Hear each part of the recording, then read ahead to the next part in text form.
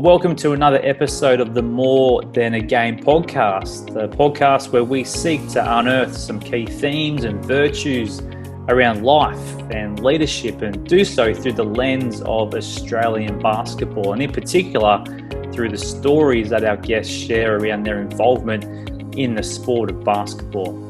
I'm your host, Dan Walls, and with me on the show today, we have an NBL historian, commentator, and journalist who spent a number of years covering the sport of basketball in this country through such organisations as Fox Sports, NBL TV, ABC Radio, just to name a few. And he's going to share his story with us today, but also preview the upcoming NBL season. The NBL season was locked in for January 10th, 2021, which we're looking forward to. And our guest today is going to preview that and also share some of his story. And I'm speaking of Matt McQuade. Matt McQuade, welcome to the More Than a Game podcast. Dan, thanks very much for having me. Great to be here.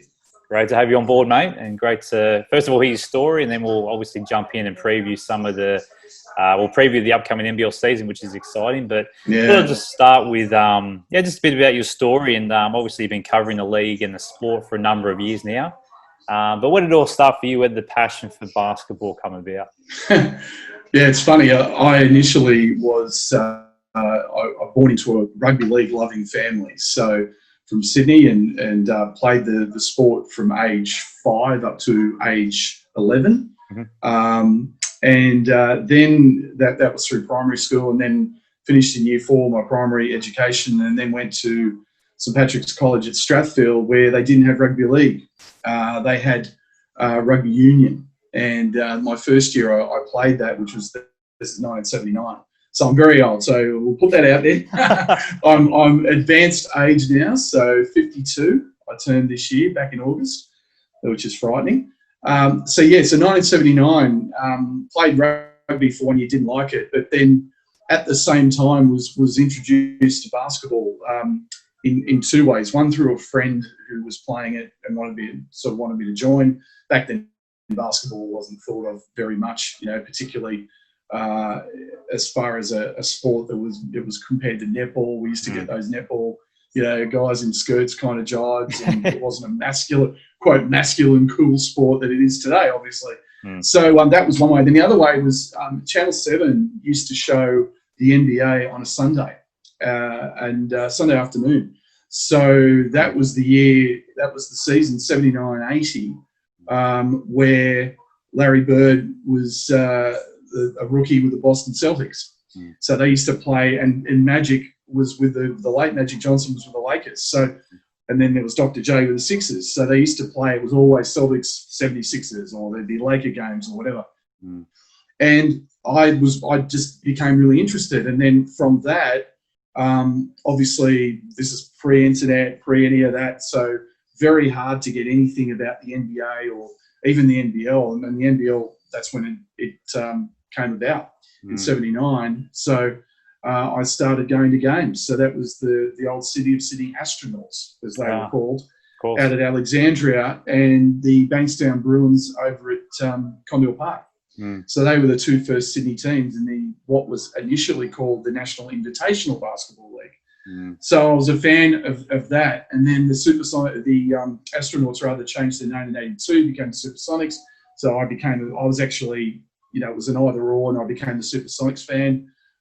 Was a huge fan in 83 when a guy by the name of Owen Wells, who was the league MVP that year. And that Supersonics team won 16 in a row. They were phenomenal, selling out Alexandria all the time. And, they were an amazing day. Gordy McLeod and Brad Dalton and a guy by the name of Ronnie Cavanaugh. He ended up 7-foot centre, after that season, went to New York and played for the Knicks and actually started some games for them the year before Patrick Ewing got drafted. So a little bit of history there.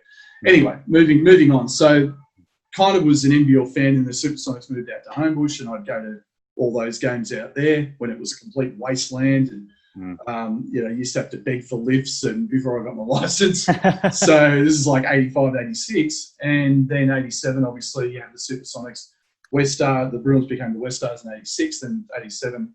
Then October the 14th, 1987, there was the announcement made that there'd be one team in Sydney, the Sydney Kings. And that was the end of the Supersonics and the Bruins and the West Stars. And then I became one of the very first season ticket holders. Wow. I think I was one of the first 10 or first 20, I think it was from memory. And that's been unbroken since 1988. Missed only one home game in that time, remarkably, and that was because I was in hospital. One of my 2 hospital bouts, unfortunately. But so obviously massive fan. Got to know a bunch of people. I've made enormous friendships with, a whole host, not just with the Kings, but I guess throughout the league. I'm very close with a number of people. I'm really fortunate to call really, really good friends of mine who are legends in the sport, basically. So in terms of the media part of it, that actually started in 1999 for me. So that was, there used to be a paper called Pro Basketball Today. And it was a national newspaper. It was it followed on from, people might remember, One on One magazine and Basketball Week and the Australian Basketballer, kind of the magazines of the time. And Pro Basketball Today kind of was from that era. And then it was the only basketball paper for years. So initially they were more interested in sort of covering the NBA because, again, we're talking pre-internet era really, or just the beginnings of the internet back then. Very hard to get information. So people might remember PBT used to print out all the NBA box scores, and people loved all that, from the week's games, right? So anyway, long story short, they had a couple of guys do some previews of their teams. I remember there was a guy in Perth that did a preview of the Wildcats that they printed. Another one, I think, in Brisbane. And I thought to myself, I fancy myself as a bit of a writer, so I'll have a go and see what they say. So put it in, and they printed it, and then came back to me and said, we really liked it. Now, would you be interested in doing a preview of the whole season, preview of the whole league? So I did that and asked for some feedback, and they said, great, do you want to do something every week? So that's how that started. And so that was from 1999 to 2005. Unfortunately, the paper finished in 2005. So that was that. And it was a weekly column, feature articles, and again, got to speak to pretty much everybody across the spectrum of the sport, which was good. And then once PBT finished, the NBL media manager at the time, guy by the name of Mark Howard, great guy, Howard, he then said to me, look, we really want you to do something for us. So would you be interested in doing a weekly column with the league? So I said, sure. So from 2005 to 2012, I had my own weekly column on the NBL website, and also did a whole bunch of features, and was fortunate enough to go to, they flew me to various blitzes and preseason tournaments, Cairns, Darwin, Coffs Harbour, Dandenong, a whole bunch of them. So, and meanwhile, I'm doing this, and I'm still doing a lot of stuff for the Kings. I was, the Kings had a newspaper for a while called Kings News that I edited and pretty much did all the content for. So that was another thing. Then I started doing all their really early internet stuff in the sort of the early to mid 2000s. And so it was pretty much all writing. And then 2007, the NBL at that time, were really struggling in terms of didn't have a great TV deal with Fox. Not many people had Fox. They wanted another outlet for coverage, so they teamed up with Sportal to do the first regular radio broadcast. And there'd been teams that had been doing broadcasts. Kings had never done it. So ironically, it was Derek Rucker who was working for the Kings at that time, plus Amanda Gilbert, Brian Gorgian's wife, who approached me to be the play-by-play guy for Sydney Kings Radio. I'd already kind of pushed it a little bit because I fancied myself as a commentator. And Derek got Bruce Bolden involved as the colour guy and the expert analyst. So Bruce and I did that. Called the grand final, and the famous grand final in 07-08. And and then obviously the Kings went under. So we were out without a team for 2 seasons, unfortunately. But I was still doing a lot of work for the NBL, as I said, up until 2012. And then that finished. And but I just continued on with the Kings, but also was doing a lot of commentary. Still did the radio, and then we actually started doing streaming. So the first streaming we ever did was back in, I think it was either 2012 or 2013, one of the two. The Kings played University of New Mexico. I remember that. Yeah. And at Bankstown. And that game had, the Mexico team had Cameron Bairstow and Hugh Greenwood, interestingly enough. Yeah. So that was really, and that was when Shane Hill was coaching the Kings. That was his first, or pre-season of his first full year. He coached 6 games the year before. So we did that. And we ended up getting, it was about 50,000 views. Wow. Mostly in the States, but it kind of opened our eyes because that was the first time we'd done video. We've never got numbers like that for radio, obviously. You know, we'd be lucky to get 3, 4, 5,000, whatever it was. But so since then I've been lucky to do, how many? I think 5 or 6 NBL preseason tournaments called North Sydney 2013, Brisbane, Townsville, did that one. Another one in Victoria, and I'm missing one. I can't think, but so I called that, and I've called games for NBL TV, regular season games. Did a year with Brad Rosen on that. I've called games for Fox Sports. Did the NBL All Australian games with the Chinese national team. Called CBA, Chinese Basketball Association finals with Steve Carfino. And continuing to do that. And I'm calling the game on Sunday with Brad Rosen at Kudos, which should be a lot of fun with the Kings and the Hawks.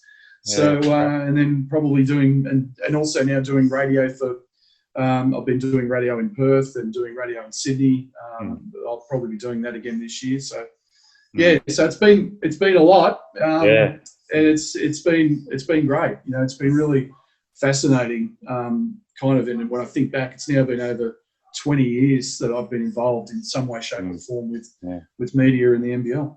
Yeah. Sorry, that was very long-winded. I apologise. All good, mate. No, it's good. It's good to hear the history. But I find in the time I've known you, one of the things that obviously is clear is your passion for the sport and the league. And I think in talking to my guests over the last, this year, one thing that stood out is how passion allows our guests to work hard at the sport and get to where they were. So the passion drives that sense of hard work, and that's something that's clear in you. You've had a few setbacks, but you've worked hard and got to where you have today. So where did that come from? I guess that sense of hard work, and was that something you learnt early on, or?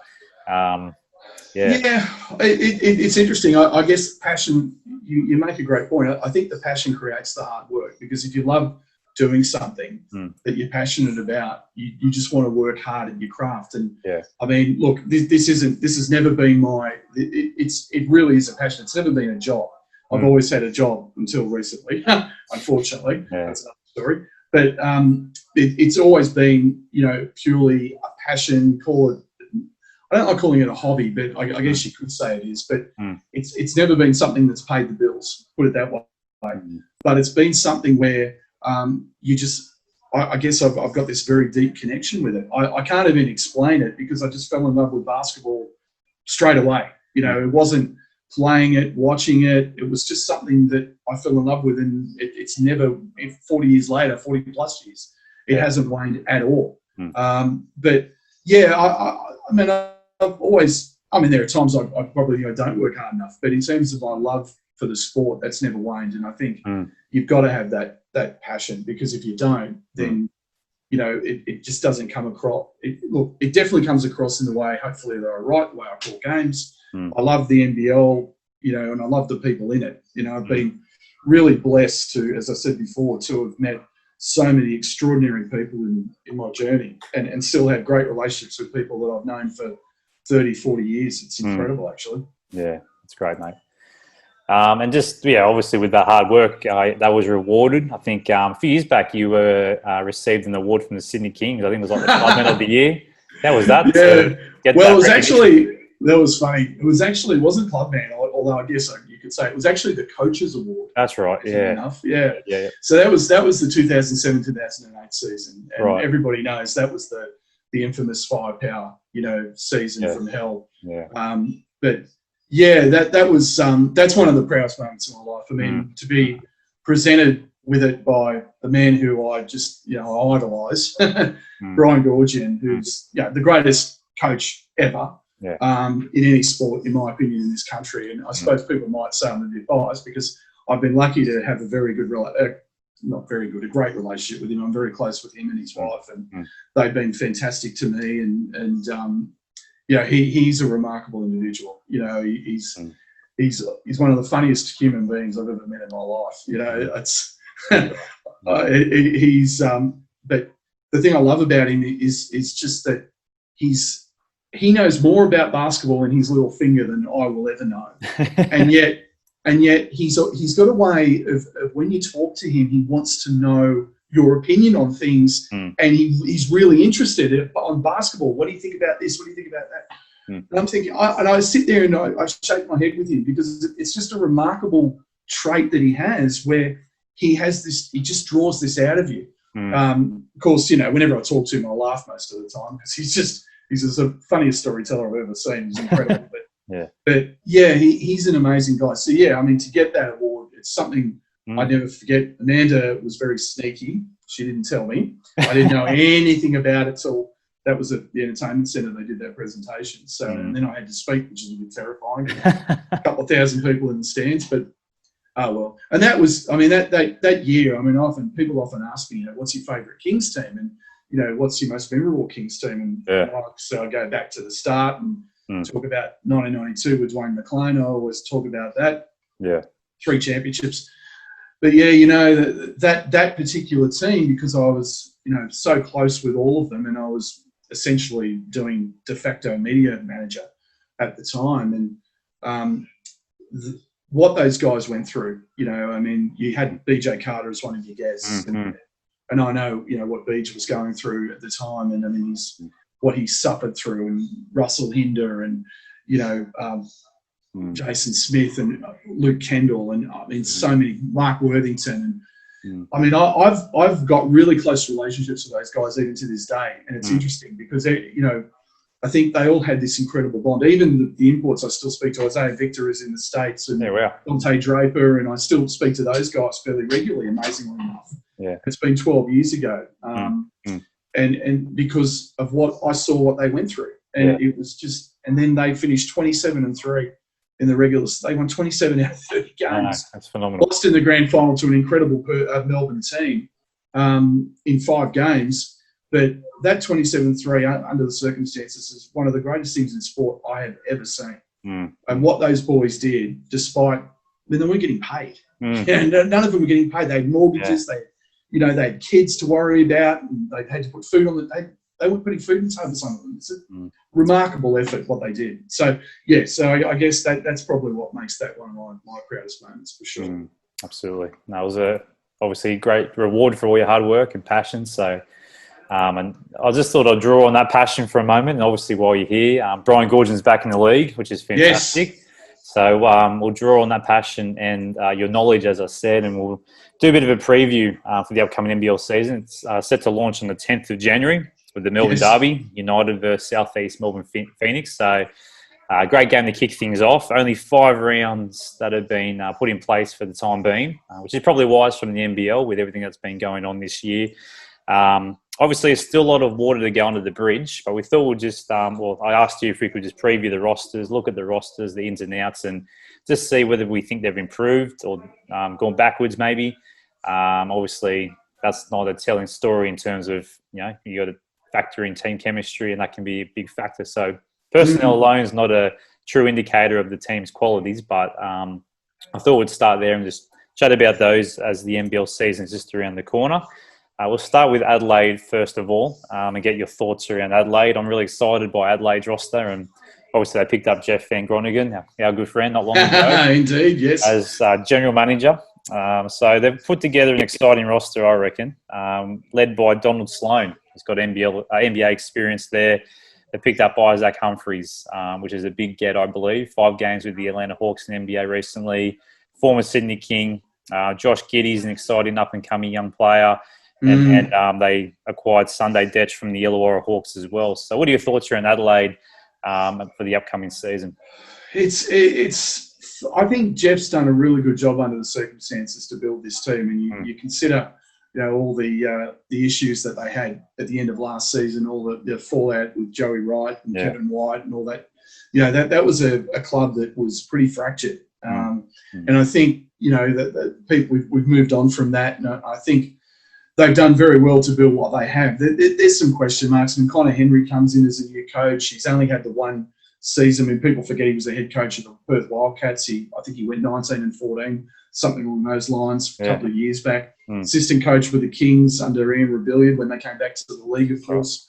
Look, the guy everybody's going to talk about is Josh Giddey. I think he 6'7" point guard, going to be drafted somewhere in the first round, I believe, depending on how he does this year. Incredible feel for the game. I mean, very similar, I guess, has that LaMelo Ball type feel, which is really exciting. Of course, he's only 18, so how much can you expect out of an 18-year-old to lead you to the playoffs? Donald Sloan, you mentioned, great experience in the NBA. And a really, really solid player. But the age profile is a little bit of a question mark. Their second import, Tony Crocker's been a guy that's played a lot of EuroLeague, 34 years of age. Again, we've seen these guys on the back end. They've still got Daniel Johnson, who's one of the great offensive players, as we know. Sunday Dech was a really good pickup. You're right. Purely from you saw what he did with the Hawks last year. It was outstanding, particularly defensively, which I think Adelaide needs. The question mark, Isaac Humphries was a great pickup, but the question mark I have is how does he coexist with DJ? Because particularly defensively, because and I've said this on a couple of other podcasts, they're going to really be tested in pick and roll situations, and teams are really going to go after them. Neither of them to this date have shown a proclivity to really defend that kind of action. So. Offensively, I think they'll be fine. Defensively, there's probably a question mark. And some of the other teams drawing them out to the perimeter, setting up those pick and rolls, whether it's side pick and roll, middle pick and roll, it's going to be they're going to put them in those sorts of situations constantly. Then at the other end, you've got to showcase Josh Giddey. I mean, that's sort of the conundrum the Illawarra Hawks faced last year with LaMelo. Showcase them, showcase a young guy. Is that to the detriment of the team? Is it not? I don't think so. I think this will be a better situation because I do think that he is a really, really special prospect. And if he goes to a level that maybe not many people think he will, then they'll be in the mix for a playoff spot. Right now, I don't see them as a playoff team. I think they have a lot to prove. Again, what you mentioned, it's all on paper, right? So, we're just prognosticating basically on paper. We don't know how well the chemistry is going to be. We don't know how their systems are going to work. I mean, Isaac Humphries might be good alongside Daniel Johnson. It's just at the moment, it's a question mark for mine. Yeah, absolutely. Brisbane Bullets, for me, not much improvement, I don't believe. Don't see how they're going to make the playoffs, but there is a lot of, obviously, star players there. Anthony Drimmick's a big pickup. It's got Harry Froll in there. Obviously, Jason Kadee, we know what he's capable of. Nathan Sobey, but they have lost Lamar Patterson, which was a big loss for me. And that's why I felt like they haven't improved much on their roster. But how do you see Brisbane Bullets firming for the upcoming season? Well, you missed the other one, Will Magnay, going to the NBA and the two-way Magnay, of course. Very true. With the New Orleans Pelicans. Of course. Yeah, I'm really not convinced about these guys at all. I think, from an import perspective, I'm not sure about Orlando Johnson. I think his best days are well behind him. It's been said that 5 years ago he would have torn the league up, and he may very well, but that's 5 years ago. And then I don't know whether Vic Law, their other import, is kind of going to be enough to offset Magnay's absence. And I mean, Johnson obviously coming in presumably for Lamar Patterson. So, and then the question mark around Nathan Sobey as a point guard. I don't think that's been answered yet. So, and Harry Froling, I mean, he's kind of regressed a bit, unfortunately, from a rookie season with Adelaide, where a lot of people thought, me included, I thought, wow, this guy could be Australia's answer to Nikola Jokic, and I've said that. But the last season he wasn't very good, and apparently he's not come back in great shape either. I mean, I hope I'm just reading the reports like everybody else. I don't have any first-hand knowledge about that. They bring in Anthony Drimmick as well. who should give them a bit of a spark, but not a guy I'm especially high on. Matt Hodgson, there's going to be starting. Excuse me. So very foul prone. Now that's been his issue. I like Jason Cadee off the bench for them. I've always said he's, much better as a bench player coming off the bench as a six-man rather than a guy that is going to be, your floor leader. I think he's much better as a combo that can fill in at either position. So, yeah, look, again, only on paper. I'll keep reiterating that. But for right now, it's really difficult to see them making the playoffs. Yeah. Cairns, I think, I'm interested to see how they go. Hopefully they improve on last year. Mike Kelly's a great coach. I think he did a great job last year with the roster he had. Not much change, and it's great that they got back Cam Oliver and Scott Machado. It's going to be good to see how they go for another season. Jared Kenny had a great season last year. Nate Jawai still around. So how do you see Cairns Taipans progressing on last year's success? Yeah, look, the argument obviously against them is the fact that they lose the reigning Defensive Player of the Year and their leading scorer in DJ Newell. Through no fault of their own. That's just the new rules with the 2 imports instead of 3. But getting back 2 guys that are NBA quality guys in Scott Machado and Cameron Oliver was gigantic. Because, when you consider that Machado, for me, I actually picked him as my MVP last year. As brilliant as Bryce Cotton is, he deserved the MVP, no doubt. But I just thought Machado and what he brought to that club led the league in assists, and he was just extraordinary. And Oliver's a monster and only getting better. And that's the thing about him that people don't realise is he's young and he's still improving. So to get those 2 guys back was incredible for that program. You mentioned Jared Kenny did an outstanding job as a backup guard. Probably the question marks over them is Kawhi Noi, who has NBA level talent but was injured last year. Only played the 12 games. Is he going to take a step up? Najuk Deng, is he going to take a step up? He had some really good moments last year. Nate Jawai, what you're going to get out of him. He'll probably come off the bench, as you mentioned. And as you said, Mike Kelly, fantastic coach of the year, well deserved. And then the big question mark is they've got their own next star. We talked about Josh Giddey with the other kid who potentially could get drafted, Mojave King, as kind of an explosive 2-man who can really shoot the ball. And he's going to get some minutes and touches. But look, they're a championship contender in my opinion still, and I think they'll make the playoffs. And I think it's going to be down to Machado and Oliver as being the best import combination in the league. And I don't think there's any doubt about that. I think right now, even on paper or whichever way you want to look at it, that is the best import combo in the league. Yeah, I've heard others say that. It's going to be interesting to see how they go too with no home ground advantage, basically. They're out of Cairns Convention Centre. They've got the... Yeah, Liam Santa Maria, my good friend, of course, calling it the snag pit on NBL overtime. I'm not sure whether he took credit for that or it was someone in Cairns that he kind of just borrowed it from. But, yeah, look, you're right, but I think that Orange Army, we saw it last year, what they did was fantastic. The atmosphere was incredible. It's going to be a smaller atmosphere, but they're going to be even closer to the court. Obviously, COVID restrictions notwithstanding. So that's going to be that'll be a lot of fun in that overgrown Bunnings. Exactly. It'll be interesting to see how they go. The big one, the very interesting, not the Illawarra Hawks, but the Hawks now. As we said, Brian Goorjian's back, which is fantastic for the league. They've got a massive changeover of players. They've kept some key talent, which I think was good. Dan Grider and Emmett Nah. They did a great job last year, but they picked up Cam Bairstow, Dane Adele, Justina Jessup, who was drafted in the NBA just recently. It's going to be very interesting to see how they go. I've tipped them to be the biggest improvers, but I'm not sure they can make the finals. How do you see the Hawks going in NBL 21? Yeah, look, I'm going to be accused of massive bias when it comes to them.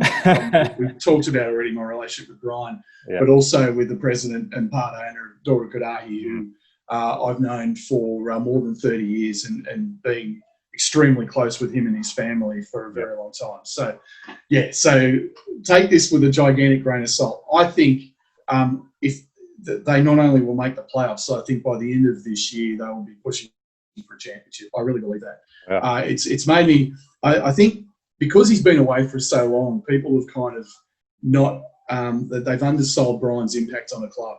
you know, and I've joked with him a little bit, saying that, you know, back in 2002, you came into a situation with the Sydney Kings where they were coming off voluntary administration, a team that hadn't done anything and had brought in, you know, a number of guys that hadn't played before, including 2 new imports. And what happened at the end of 2002, 2003? Well, you led them to a championship. The Hawks went into voluntary administration last season as well, and he's come in and it's a brand new team and they haven't played together.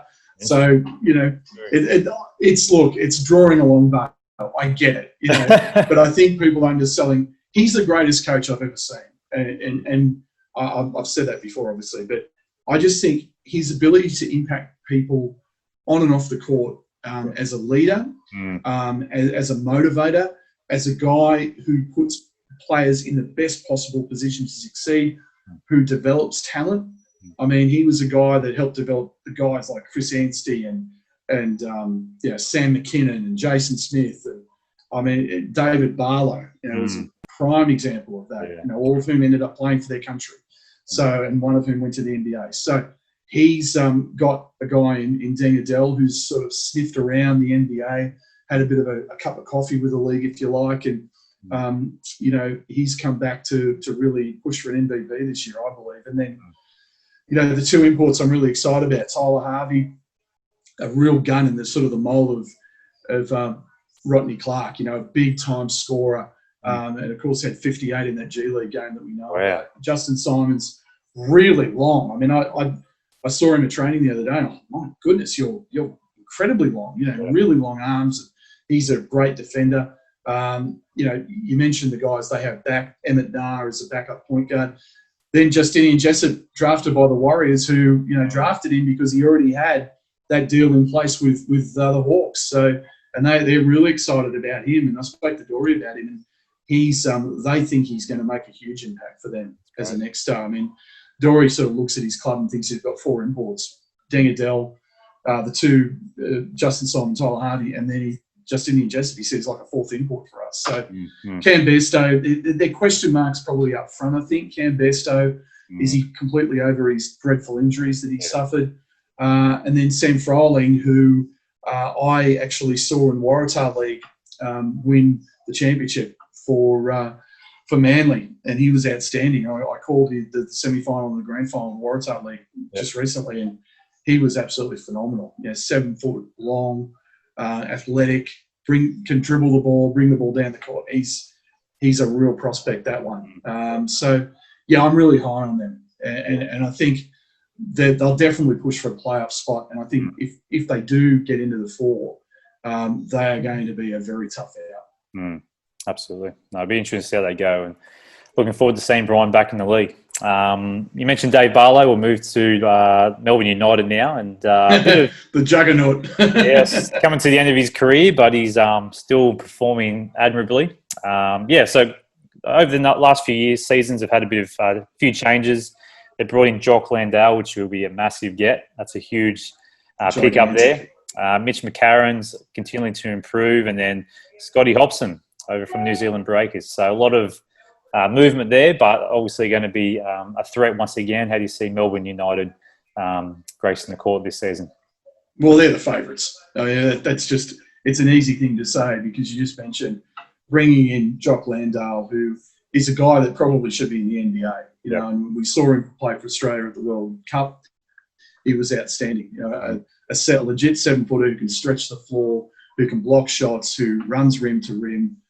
He's outstanding. And then you've got Scotty Hobson, who talent-wise is probably the most talented player in the league. I mean, you can make an argument probably for Lamar Patterson, but, Scotty Machado and obviously Bryce Cotton. But Hobson's incredible. And, you know, they're going all Australian with the backcourt, Mitch McCarron and Chris Golding.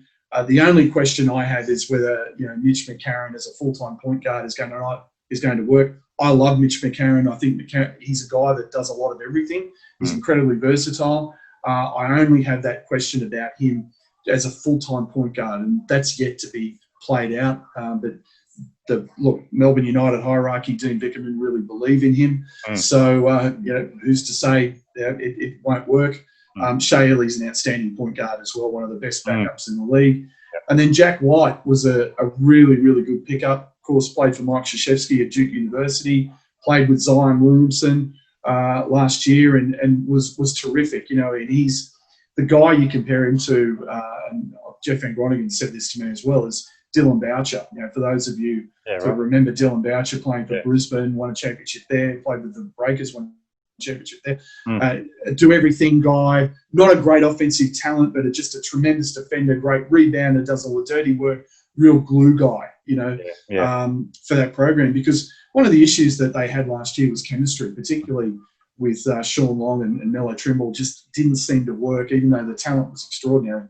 Just really didn't work. And probably until that semi-final series against the Kings, which they really, you have to be honest and say, should have won, but didn't. But I think that won't be a problem this year. I think they've got the right pieces in place. And, of course, lest we forget, they've got an import slot up their sleeve.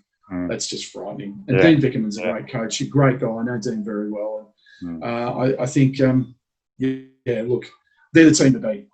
Straight out of the blocks, it's pretty obvious. And getting Landale just put them over the top, in my opinion. Yeah, they're going to be definitely right up there again. We'll move now to the New Zealand Breakers. I'm excited by the Breakers and what they're building there. Absolutely. Obviously, Corey Webster's been around for a while and he'll continue to go from strength to strength. They've picked up Lamar Patterson. That's a big get. And they've haven't got much change, but I've been interested to see how the coach goes, Dan Shamir, I think it is, but from Israel. Seemed to be quite a good coach based on last season, but we had to see New Zealand going, and obviously they'll be over here long term, so a huge sacrifice, and we really appreciate that for the league.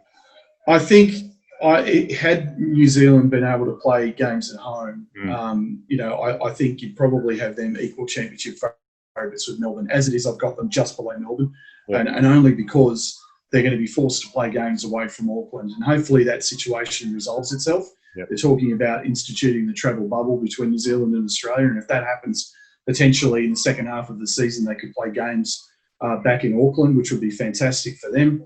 Look, I think they've recruited outstandingly, and you mentioned Lamar Patterson, what a superstar he is, a real do-everything kind of guy for them.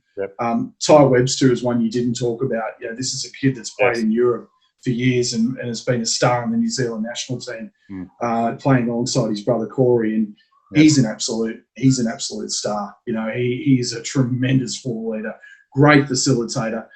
Their other import has kind of gone under the radar a little bit, Colton Iverson, but he's a guy that spent time in the NBA, a lot of time in the NBA Summer League, but he's perfect because he's a 7-foot guy who'll set picks, run the pick and roll, run rim to rim again, rebound, block shots, won't need the ball in his hands to be successful. And that's really important with a club that has a ton of guys who can fill it up, from Patterson to Tommy Abercrombie, Corey Webster, Finn Delaney's another one, Rob Lowe's another guy. They brought in, Jared Weeks, who you and I both know, great guy and a tremendous backup as well, real spark plug for them. So, and you talked about Dan Shamir. I think Dan Shamir did an amazing job last year, because you remember first 10 games of the season, that club was a disaster. From the Glenn Rice situation to the drinking on the plane and all this, and unretiring CJ Bruton's number, which was a disgrace, and all this sort of stuff that went on, that you sort of looked at them and go, what are these guys doing? This is crazy. And they started the year really badly, but they kind of worked through that. And Dan got them all together, and I think he's outstanding. I think he's a tremendous coach, and I think I was really worried about the culture there last year in the first 10 games of the season. I'm not worried about it now. I think they've learnt their lesson clearly, and I think they've built an outstanding roster. A roster that, to me, is versatile, is flexible, has a number of guys that can play a number of positions, and really, I don't see a weakness. And I think, as I said, the only question mark with them is how are they going to deal with being on the road effectively for the potentially first half of the season. Yeah, absolutely. Well, from one championship contender to another, Perth Wildcats always thereabouts. Obviously, the defending champions, and I think they've regressed a little bit in their roster based on the retirements or the retirement of Damien Martin. They lost Nick Kay as well. Bit of turnaround. They picked up Kevin White, which is like for like in terms of defensive abilities, I guess, with Martin. Probably not as good, but up there. And Todd Blanchfield. But For me, they've regressed, but obviously, Perth are always there. So where do you see Perth this year? Yeah, you hate to be the guy that writes them off, don't you? Because right. people have tried and failed. I mean, I've done it. Right. Yep. But as things stand right now, and look, a lot of this is contingent on Bryce Cotton's naturalisation. Yeah. If they go into the season like this, and if their roster is basically this roster for, let's say, the first half of the season, I think, Cotton or not, they're going to struggle, because you mentioned Nick Kay. That is a massive loss. They've replaced him with John Mooney. That's a downgrade, in my opinion. I saw a lot of Mooney in college at Notre Dame, in the States, Notre Dame. Yes, he's a big-time rebounder, but he's also a rookie. He doesn't have the offensive chops that Kay had. He doesn't have the Kay's passing ability.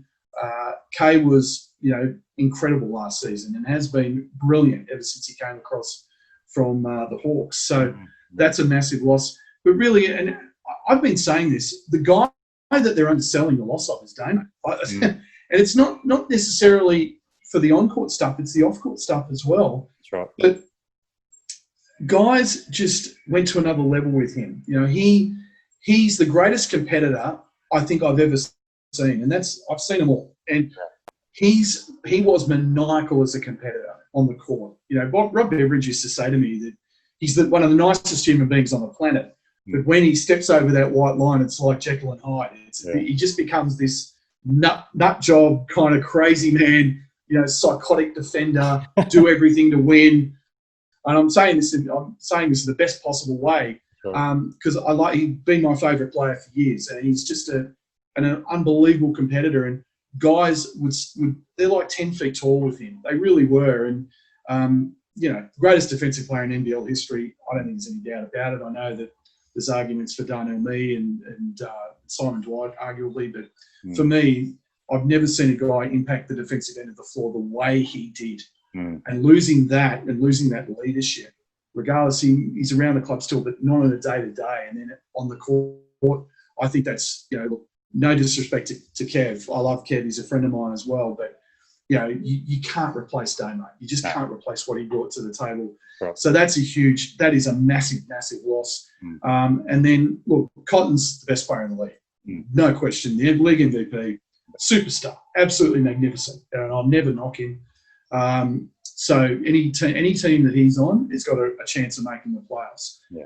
But they lose to Rico White as well, again through no fault of their own. That's the third import. Replacing with Toddy Blanchfield. I love Toddy again, but he's a guy that a lot of people believe has underachieved in his career. But again, how can this team is, what is it now, 34 in a row, I think it is now, so that they've made the playoffs. Can you write them off? No. Can they win the championship? Not as presently constructed. And a lot of it will depend on when they get Bryce naturalised. Yeah. Because I just don't, they don't have any backups. Their big man depth is non-existent, and I think they brought in Jared Bairstow as like a stat, who's Cameron Bairstow's brother, as kind of a stopgap. He's been a good state league player. Can he play NBL and be a consistent contributor? I don't know. Tough to say. Trevor Gleason, sensational coach, we know. Yeah. But I just think it's difficult right now. The things can change, but as they stand, I don't see them as a championship contender. Certainly in the mix for the playoffs, but it's they're going to be a really, really interesting story, I think. Yeah. Well, mate, I'm prepared to write them off. I don't think they're going to put it out there. You're putting it out there. You're a braver man than me, my friend. Come back to bite me, that's for sure. Yeah, it's bit me before, don't worry. Yeah, exactly. So, last two teams, very quickly. We've got the Southeast Melbourne Phoenix. Great debut season. Simon Mitchell did a great job. They lose Ben Madgen to retirement, but Cam Glidden's in there. How do you see the Phoenix going for their second season in the NBL? Yeah, it's interesting. I think you'd have to put them up there as a potential playoff team. Whether or not they'll make the playoffs is debatable. I really like their import Kiefer Sykes. I think, as a point guard replacing John Roberson, I think he's a guy, reminds me of Casper Ware, only more athletic, and I think does a lot of things really well. Not an elite scorer, not an elite facilitator, but does everything very well. So he's a good pickup to lead them. Ben Moore is a guy that should give them better minutes than what they got out of their import slot last year. Dane Pinot was terrific. Of course, finished high up in most improved voting. Mitch Creek is Mitch Creek.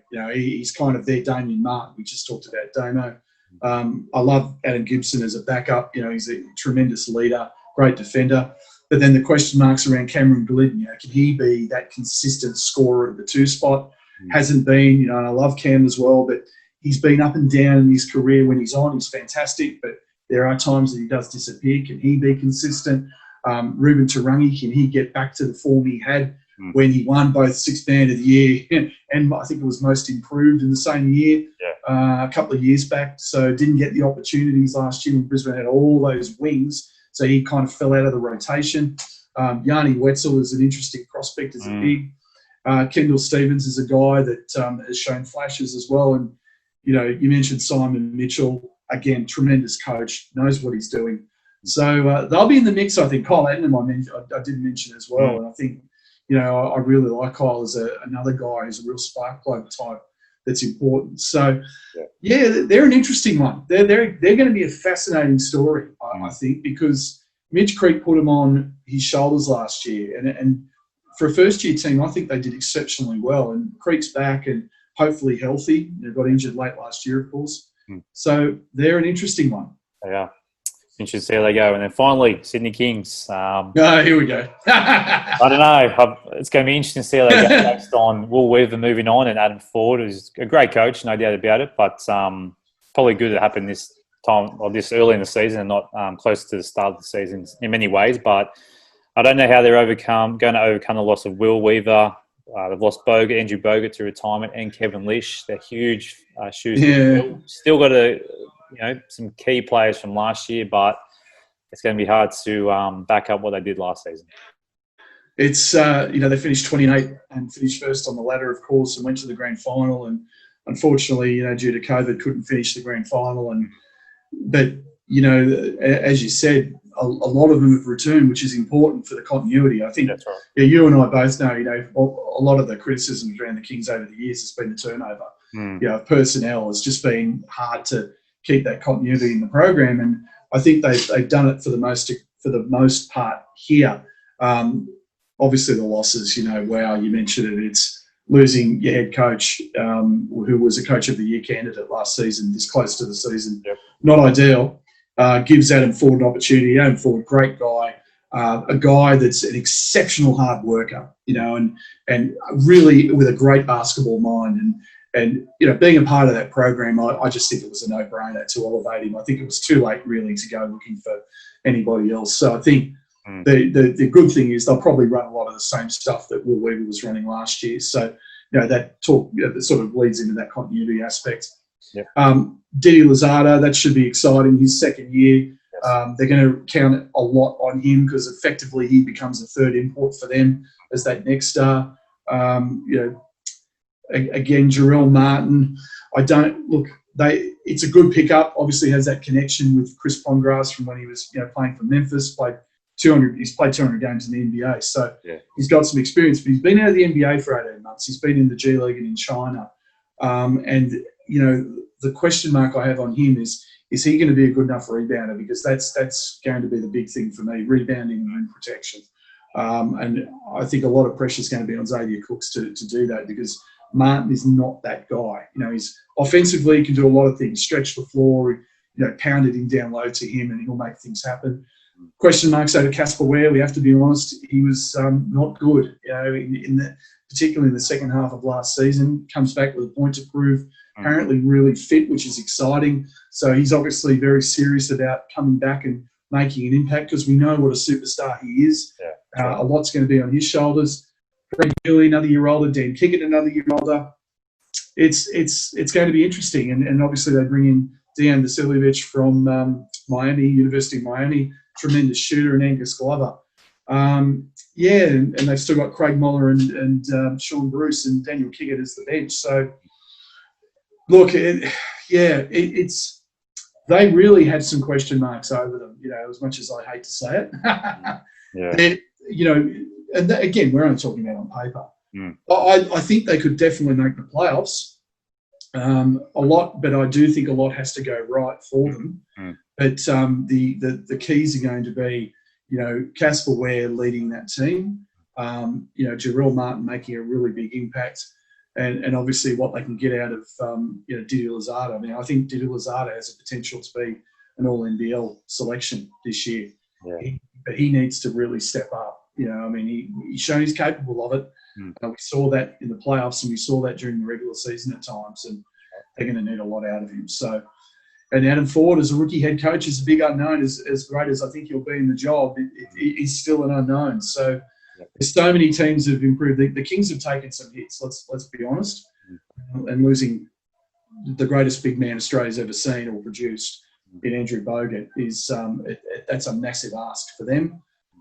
So a lot's going to rest on their bigs, and guys like Jordan Hunter, who was the Waratah League MVP. He's going to have to step up big time, I think.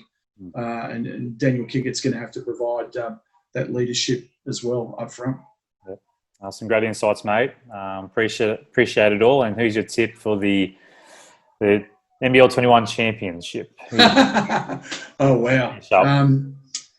Look, at the moment, and again, this will change, I'm sure, but the favourites are Melbourne, clearly. And I think most people, look, obviously, full disclosure, I do a lot of stuff for the Kings still, and I'd love to be able to say that Sydney will be up there. I really would. That's going to be really a story to watch with them.